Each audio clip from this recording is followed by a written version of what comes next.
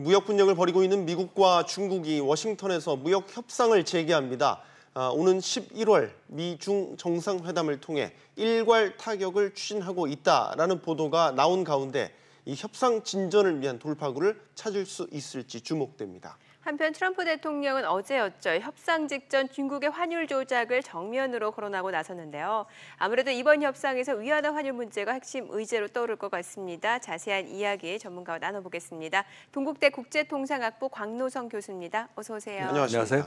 으르렁댔던 미국과 중국이 어쨌든 협상을 재개한다라는 것 자체는 좋은 소식이 아닌가 싶습니다. 일단 협상이라는 게 커뮤니케이션 채널을 열어놨다는 뜻이니까. 네. 기본적으로 협상을 통해서 분쟁을 해결했다는 측면에서 보면 긍정적인 시그널로 보이죠. 그러나 이제 이전에 있었던 3차 세 차례 고위급 회담, 그때는 이제 장관급으로 문우신 재무장관하고 류호 부총리 요사간에 있었던 것이 실제로는 공동 성명까지 발표하고도 트럼프가 관세 폭탄을 강행했다는 그런 측면으로 돌이켜 보면 미래는 상당히 불투명하다. 채널은 열려 있지만 이렇게 볼 수 있겠습니다. 일단 대화의 채널은 다시 열었다. 근데 트럼프의 강공 행보 같은 것들을 보면 사실 이런 해석도 나오고 있어요. 사실상 중국이 한 발 물러서 숙이고 들어가서 협상이 재개된 것이다. 여기에 대한 해석은 어떻게 보십니까? 경제 지표로 보면요, 미국은 날개 날듯이 달려가고 있고 중국은 타격이 엄청나게 하고 있어서 이제 간신히 환율로 버티고 있는 이런 양상을 보이고 있거든요. 그러니까 이제 미국의 고용 지표는 거의 내추럴 레이트라고 하는 완전 고용 수준까지를 달성을 하고 있고, 그래서 이제 금리 인상의 여지도 많이 커지고 뭐 여러 가지 이제 경제는 복잡하게 돌아가니까 있지만 경제 지표가 상당히 좋습니다. 반면에 중국은 지금 긴축, 소위 말해서 부채 절감 정책 같은 거를 시행하면서 오는 또 어떤 부작용 이런 것까지 더불어 가지고 굉장히 심한 타격을 입고 있는 게 중국 경제거든요. 이런 측면에서 보면 중국은 시진핑이 이제 거의 임기를 무제한으로 하는 시 주석 황제까지 올라왔던, 그러니까 이게 겉으로 숙일 수는 없고 대내 여론을 생각해서 그렇다고 뭐 할 수는 없으니까 이제 협상이라는 채널을 통해서 한번 시도해 보겠다 하는 시그널을 보내는 것 같습니다. 미중 협상팀 어떤 사람들로 구성되어 있나요? 이번에는 장관급은 아니죠. 차관급인데 많이 두 단계 정도 낮아졌다고 보면 됩니다. 이제 고위 실무급 협상 이렇게 볼 수가 있는데, 미국은 이제 멀페스 재무차관이 수석 대표가 되고, 중국은 상무부의 왕쇼원, 중국 한자 표현으로 왕수문입니다. 상무부 거기 이제 부부장이니까 이제 차관급이죠. 요게 이제 수석 대표로 되어 있습니다. 특징을 보면 이번에서 미국이 요구하는 것은 분명한 걸 요구할 것 같습니다. 지금 보도되고 있는 자료를 제가 쭉 취합해 봤더니 우선 대미 무역 흑자를 2천억 달러 축소해라. 그러니까 지금 3,700억 달러를 반 이상 줄여라 얘기고요. 그다음에 중국이 자국 기업에 대해서 보조금을 지급해서 이제까지 그 보조금으로 버텨온 게 중국 기업의 경쟁력이 아니냐. 이건 보조금 상위관세 협상에서 위반되니까 이거를 철회해라. 그다음에 이제까지 절하가 이제 한 9% 정도가 금년 3월부터 됐는데요. 이렇게 절하된 위안화를 원래 수준으로 절상해라 하는 걸 포함한 8가지가 요구사항인 걸로 제가 파악하고 있습니다. 앞서서 미국과 중국 세 차례 또 고위급 협상이 있지 않았습니까? 그렇죠. 그때도 조금 전에도 얘기를 했지만 하부에는 이르렀어요. 그다음에 이제 문우신 재무장관하고 류호 부총리가 와서 실제로 공동성명까지 했습니다. 그런데 트럼프 대통령이 이것이 선언적 합의에 있지 눈에 보이는 조치나 실질적인 조치는 아니다라고 하면서 무시하고 관세 부과를 강행한 바가 있거든요. 그래서 이제 그런 측면에서 보면 트럼프의 의지, 실질적이면서 그 다음에 가시적인 그런 눈에 보이는 조치를 취해달라 하는 것이 주요 작용한 것 같습니다. 자, 비즈니스맨 트럼프 대통령이 다시 협상이 재개되는 그 길목 앞에서 중국의 환율 조작을 다시 한번 직접적으로 거론했습니다. 뼈가 굉장히 굵어 보입니다. 어떻게 봐야 되겠습니까? 이게 이제 트럼프 협상은 가만히 보면 전형적인 비즈니스 오너의 협상이지 누가 이제 정책 관료들이나 아니면 참모가 만들어준 걸 읽는 사람이 아니거든요. 네. 근데 지금 이 추세를 보니까 본인이 관세 폭탄을 내려서 중국 경제에 대해서 압력을 가하고 있는데도 불구하고 중국이 꼼수라고 생각하는 거예요. 환율의 위안화 평가절하라는 것은 수출 경쟁력, 가격 경쟁력을 올려보니까 실제로 중국의 수출을 그만큼 줄이지는 못했거든요.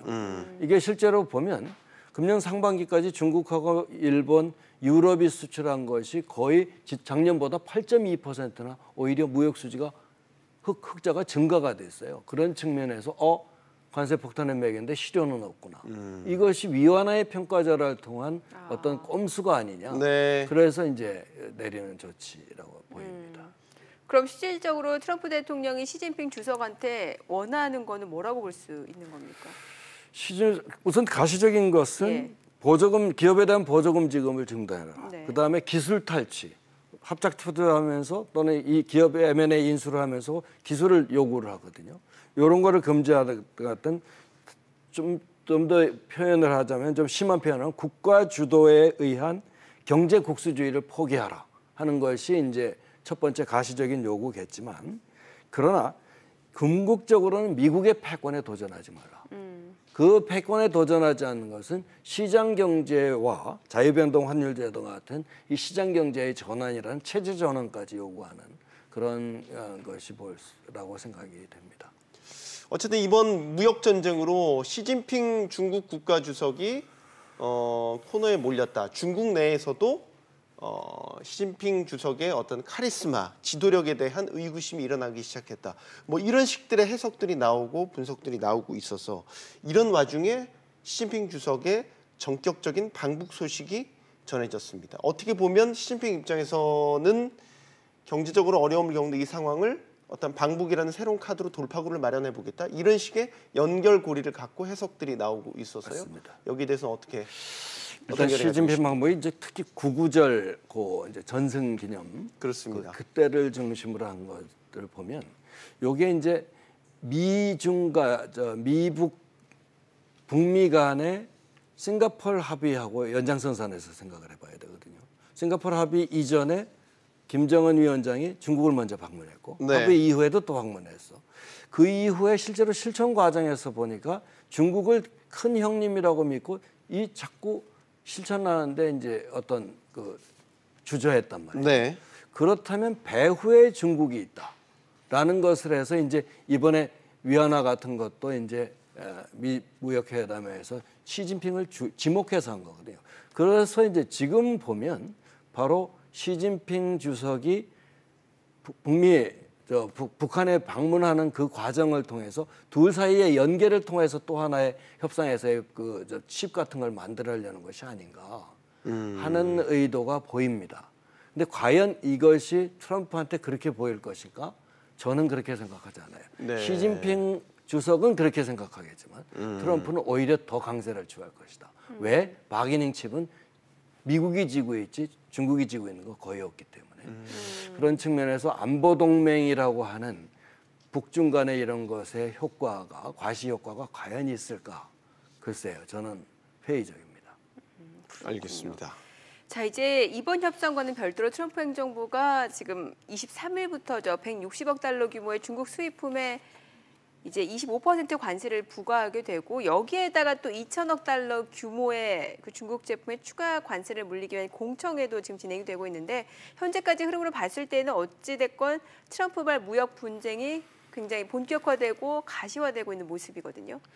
이게 이제 이미 진행이 됐죠. 20일부터 추가 관세 2천억 달러에 대한 공청회, 6일간의 공청회가 그렇죠. 진행이 돼서 25일에까지, 그러니까 미국 시간 25일은 우리나라 26일까지 공청회가 진행이 될 것입니다. 이제까지 트럼프의 전략이 그러면 왜 먹혔냐에 대한 근본적인 거죠. 그것은 바로 트럼프는 경고만 하는 것이 아니라 상대방이 이에 상응하는 반응을 취하지 않았을 때 행동으로 실제로 실행을 해버렸거든요. 이런 측면에서 굉장히 실효적인 위협이라고 그러죠. credible threat이라고 하는 그런 전략이 측면에서 있습니다. 그 배경에는 미국의 국력, 달러화, 국제결제 시스템으로서의 미국 국제은행들 이런 것들이 배경에 깔려 있는 그런 측면에서 이제까지 트럼프 정책이 먹혔던 것이 아닌가 생각이 됩니다. 네. 자, 그동안 어떻게 보면 미국과 무역 분쟁이 됐던 아니면 다른 외교적 분쟁이 됐던 최근에 터키도 사례도 있었고 그렇죠. 뭐 중국은 말할 것도 없고요. 뭐 이란도 마찬가지고요. 뒤돌아놓고 보면은 어쨌든 경제 금융에 전반적인 트럼프의 입김이 작용을 하면서 영향을 미쳤던 게 사실인 것 같습니다. 네. 그때 이제 금융 제재를 하거나 아니면 사람을 지적을 하잖아요. 근데 이제 금융이라는 것이 뭐냐면 실제로 국제 금융은 무역이나 실물 거래에서 반대 방향으로 움직이는 게 국제 금융이란 말이죠. 네. 이런 측면에서 볼 때 제재를 가하는 것은 무역 결과 발생하는 돈의 흐름 자체를 차단하는 거거든요. 이런 측면에서 경제에 직접적인 영향을 미치게 되는 첫 번째 채널이 있고, 두 번째는 뭐냐면 원유 거래처럼 달러화 베이스로 거래되는 품목이 있어요. 네. 그다음에 이제 국제 결제 시스템이 미 은행을 중심, 시티그룹 같은 미 국제 상업은행 중심으로 되어 있는 것이 있기 때문에 이런 여러 가지 측면에서 제재를 받는 나라는 타격을 받게 되는, 네. 금융 제재만 받게 되면 반드시 경제 타격까지 오게 되는 것의 대표적인 나라들이 지금 거래한 터키나 베네수엘라 같은 나라들을 볼 수가 있겠습니다. 네. 자, 뭐 문제는 지금 트럼프의 압박 수위가 보다 세지고 강해지고 또 가속화되고 있다라는 건데, 일각에서는 이게 11월 미중 정상회담 그리고 중간 선거가 좀 분기점이 될 수 있다 이런 얘기도 나오는 것 같은데, 또 장기화가 될 수도 있다라는 얘기도 나오고요. 지금 여러 가지 의견이 예. 벌어져요. 지금 쭉 이제 보면 한 가지 확실한 사실은 월스트리트저널이 최근에 21일자로 보도한 건데요.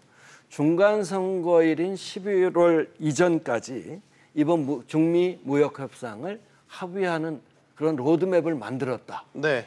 라는 얘기가 최근에 보도가 됐거든요. 그런 측면에서 보면 뭔가 미중 간의 합의 의사가 11월 중간선거 이전까지 타결을 하겠다라는 의사는 있는 것 같습니다. 네.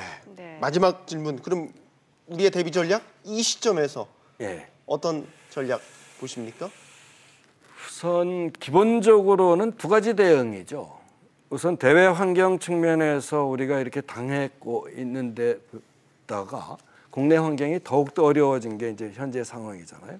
최근에 이제 국내 경제 부문 보면 제도 개혁이나 정책 추진 과정의 소비 절개 부약 현상이라든지 가계 부채 증가 현상이라든지 네. 고용 불안 현상, 요것들이 지금 한꺼번에 저희한테 닥쳐오기 때문에 이것을 두 트랙이라고 그래, 투 트랙에서 동시에 닥쳐오는 위해서는 다음과 같은 두 가지 방법이 있으리라고 저는 생각이 합니다. 네. 우선 첫째는 우리 제품에 대해서 직접적인 미국이 내리는 경우에 기본적으로 우리 이제 무역확장법 232조죠. 그리고 안보를 위한 적용 예외인데요. 이런 경우에는 우리가 미국과의 안보 동맹국이니만큼 네. 통상 외교로 대응하는 방법. 이것이 이제 첫 번째 방법이고요. 네. 그다음에 이제 중국에 대한 조치인데 우리가 중국에 수출하는 부품이나 이런 것 때문에 우리가 간접적으로 타격을 믿는 경우가 많이 있거든요.